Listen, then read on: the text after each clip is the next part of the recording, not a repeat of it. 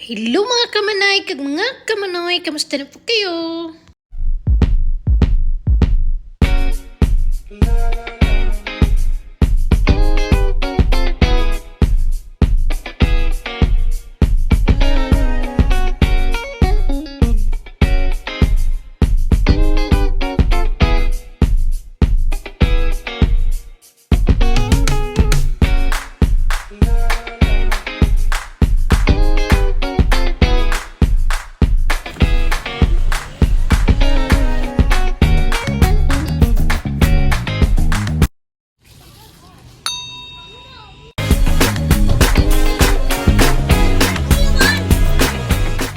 Hello mga kamanay! Welcome to my vlogs. We're here now in Canada! Mga kamanay, uwian na ni Frenny. So, babalik na siya dito ngayong araw na ito. Ngayon is Sabado. At siya ay nag-flight galing Pilipinas papunta dito sa Canada. At napag-isipan ng mga titas niya na sila ang magsundo, ang tita niya at tito. At ako'y dinaanan nila sa aking work para susunduin namin ang kanilang pamangkin. Ayan, so pupunta na kami sa airport para sunduin si Frenny. At ang sabi ni Frenny ay darating daw siya mga 8 o'clock ang departure niya. Arrival niya. At minsan ay kapag ang arrival mo is 8, hindi yan makakalabas ng 8. So, maaga kami masyado. So, nagdaan muna sa isang store na Tim Hortons ang tinatawag nila at nag-ice cap muna. So, ngayon, pabalik na po kami. Papunta na kami sa airport ngayon. Kasi parang tama-tama na parating na siya. At nag-message na rin siya na andyan na daw siya. Excited kami. Grabe. Excited kami sa pasalubong. Sa dala niya, baka may mga gulay doon. So, yan naman, diba? Kapag may umuwi, ayan, yung mga dala niya, yung kina-excitedan. Siyempre, yung dumating, siyempre. Nakakatuwa nga kasi yung, yung uuwi tayo ng Pilipinas at dala-dala natin yung mga imported na mga chocolate, imported na mga pagkain, ganon. At eto na nga si Frenny, dumating na siya, nakasakay na. Hindi na ako naka-video nung sa airport kasi nalubat. Jumin! Welcome home, Frenny! May naghihintay na pala sa bahay. Ayan na ang mga bata. Ready na sila makipagkita sa tita nila. Ayan. So, may surprise pa sila. Ayan, ipapakita na nila. Ayan. So, kumuha talaga sila ng drawing. Para na, magugulat si tita nila. Tingnan niyo. Gumawa sila ng mga, yan. At ako naman nagpa-ready ng pagkain. So, ang gumawa ng pagkain namin ay si Kuya Dudoy, yung tatay ng mga bata. Ayan, sabaw. Tapos merong adobo. Kasi alam kong gutom na gutom si Frenny. At eto na nga, yung mga bagahe niya nakapasok na sa loob ng kwarto. At doon binuksan, hindi sa sala. Kasi baka ma-disturbo yung mga tao doon. So, nilagay namin sa room. Dinala namin sa room. Ayan. So, binuksan ni Frenny. Nagulat kami sa laman ng bag. Grabe. Alam mo ba yung mga laman yan? Ang dami. Oh my gosh. May pang tanglad. Yung mga panghaplas. Bitsu-bitsu. Biskotso. At saka iba pa, ganun. Marami talaga yung magaling talaga sa Pilipinas na panghaplas, pang-inom, pito-pito. Ayan. So, gadami. At yung mga bata, ayan, gulat na gulat sa mga dala niya. Ang dami, may mga hupya, ganun, may mga tanglad, mga biskotso, mga souvenir. Kaya naubos na yata ang laman ng Philippines. Ayan. So, alam nyo ba, pag pupunta tayo, pauwi tayo ng Philippines, anong dala natin? Yung sinasabi ko na imported, yung mga chocolate, mga imported na dilata, like stuff, diba? Pagpabalik naman tayo dito, yung mga dala natin, yung mga pangaplas, mga saging, yung gano'n. Yung parang ano, ay naku, nakakatawa talaga. Pero happy naman tayo, di ba, na gano'n ang mga dala-dala natin.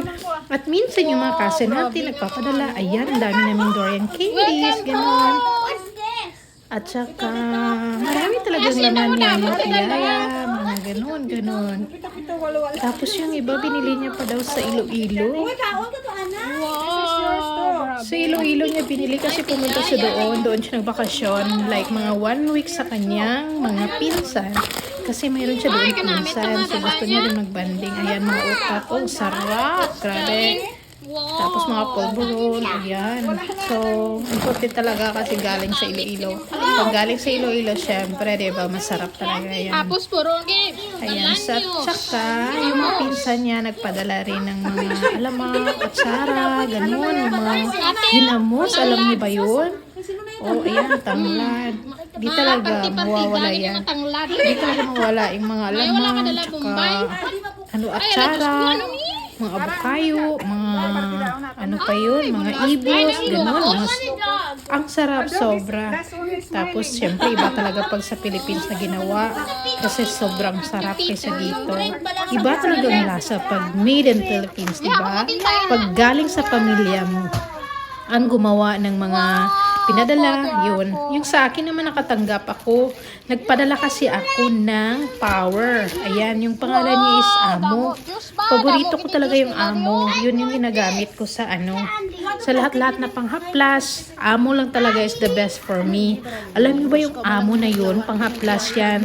Kunyari, mayroon kayong na, ano, napilas kayo ng mga kutsilyo, may pimples kayo. O kaya kahit ano, yung ginamit ko talaga yung Amo. E-M-O. Amo talaga, as ano siya, miracle. Ayan, miracle oil siya. So, try nyo din siya. Grabe, epekto niya. Oo, sa Philippines yun mabili. Yung isang, ano niya, maliit na ano, is like 150, 160 yata. Sobra, ano siya, effective talaga siya. So, may mga dala na rin siya lahat-lahat. Nadala na ng Frenny. Ayan. At saka ipamigay na yung iba. Siyempre, di ba? Pag galing ka ng Pilipinas, i-share mo talaga yan. Para naman happy ang lahat. Hindi lang yung ikaw ang happy, kundi lahat is happy. Ayan si Frenny. May binaksan yata kasi sabi niya daw, may surprise pala si Tita Andray. nag-amoy na yung bag. Sabi niya parang may nabutas dito. Parang may sira. Ay, yung asara siguro. Para sa akin. Ayan yung sa akin. Oh, ayan, isang balot talaga yung sa akin. Ganyan sa akin. Ang sarap talaga pag may umuwi, di ba? Ayan, yung mga key holder ng Iloilo. Ilo po sa Iloilo. Ang ganda talaga ng mga Iloilo. Ano, key holder. Yun. Saya-saya ng mga bata kasi binigyan sila isa-isa. Ayan. Tapos yung iba naman, isi-share sa iba hanggang maubos sa pamibigay. Para lahat is happy. So, ito na nga ang lahat-lahat. So, inaano na siya kung sino ang mabibigyan. Ganun. Kasi ibibigay din ito lahat. Sa mga pinsan, sa mga sa mga ganun. Mga aunties. Ayan. So, kasi nandito na yun sila. So, nauna na sila. Kasi, ano talaga sila, inagawa talaga sila. Kaya, una talaga sila sa lahat na pasalubong. Gano'n naman, di ba? Pag may dumadating tapos nandiyan ka, ikaw yung mauna. Ikaw yung mabibigyan ng important. Kumaga, ikaw yung special kasi ikaw nauna at na sasalubong. Ayan, may mga rosarito rin. Ganyan. Galing sa Iloilo at na blessingan din yan. Kay ganda kasi nga may blessings na siya. So, ayan. Sarap talaga yung saging na matamis. Ano yung pangalan niya? Nakalimutan ko. Yun ang paborito kong kainin. Kasi ano siya, matigas-tigas. Kumagka-crunchy siya. So, nilinisan niya na yung bag. Punas-punas pa. Kasi nabasa talaga ng atsara ba yun? O ano ba yun? So, ayan, kumain na kami kasi gutom na gutom. At saka, yung ibang nakabalot ay binuksan na rin. So, andito na rin kami sa kusina para bubuksan yung nakabalot kung ano yung sa loob. Kasi yung iba kailangan balutin para hindi siya masira. O kaya, ayan, so ayan, may kalamansi. At saka mayroong ano pa, pinigayan. Ayan. Tapos mayroong tanglad. Sang dadami, oh. Laki ang mabigyan. Ayan. Parang walang tanglad dito. Kasi ang dami din dinala niya. Diba? Kung sa bagay na libre na, diba? Kaya dalhin na lang. Kasi wala namang tayong madadala pabalik. Kaya yun, magdala na rin ng tanglad pang sabaw. Kaya upang ano pa dyan, panglagay sa ulamin na pampasarap yan, pampalasa. So ganito talaga dito sa Canada. Yung buhay OFW ka, syempre, pag galing ka sa ibang bansa at uuwi ka, dala-dala mo na rin yung mga Paano sulod sa lupin mo? bulad. Bulad na yan. Ayan, napakasarap din sa gulay. Yan. Tuyo, Kinalata. yung Oo, mga pili. balingon, tsaka yung isda, ganun. Maging fair lang tayo. At Tapos least pag ang mabili naggulay na ka lang mga dito, taga-munin na may iwang konting, na. ano lang, Kaya na kami harap pa kami tuyo, tayo ayan. naman sa balay. Sarap na yung Smile ka ulam. lang na may Oh, ayan, excited siya kasi dumating na si ano niya. Pinakita niya yung silver niya sa ngipin niya. Grabe ba? Istiwitin. So yung ibang kalamansi parang Pati kaya nakabulay naimutan pang siguro wao. kaya nag-brown siya. Pati nakabulay ko. Ano Ihati-hatiin para ipamigay na din. Siyempre dapat lang no mamigay kasi sharing is caring, sabi nila. At lahat makatikim, siyempre. O, diba? Kahit maliit lang yan, isi-share natin. At least lahat happy na naman, diba? Ano pa? Are At pa? least pag umuwi naman sila naman yung magdala, di mabigyan ka na rin. Kaling kayo daw. Ayan, so napakayan yung tuyo. Eh, ano yan, parang, gusto nito siya. Ate! O, diba? Marami ka nang madadala. Sarap. lang nak eh. So, yung iba binigay. Kaya, ipamigay na rin. Pwede bang Pero tugay pwede ang rin mga natin ano ba? itanim yung ano, no? Pangla dito. Kailangan kay drain man na, di ba? Mabubuhay rin yan dito. At least, hindi na tayo magdala ulit ng mas marami kasi meron na tayong tanim. So, ganyan siya. So, Fresh from the nahati-hati na mga DNA halin. konti-konti lang at least mabigyan ng lahat. Huwag namang marami. Ayan. Tapos may Goldilocks na pulburon. Grabe, ang dadami. 2 bags talaga. Parang pinakyaw niya na rin doon sa store. Yung Goldilocks na pulburon. Kasi ang sarap din yan dito. Ayan. So, na-picture ng lahat. Ayan. Hindi talaga maiwasan na mag-picturean. Saya-saya lang.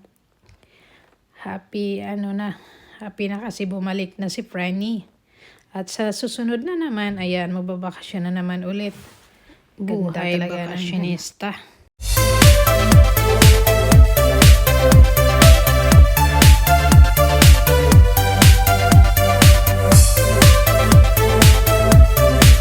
Thanks for watching. See you next time. Bye-bye.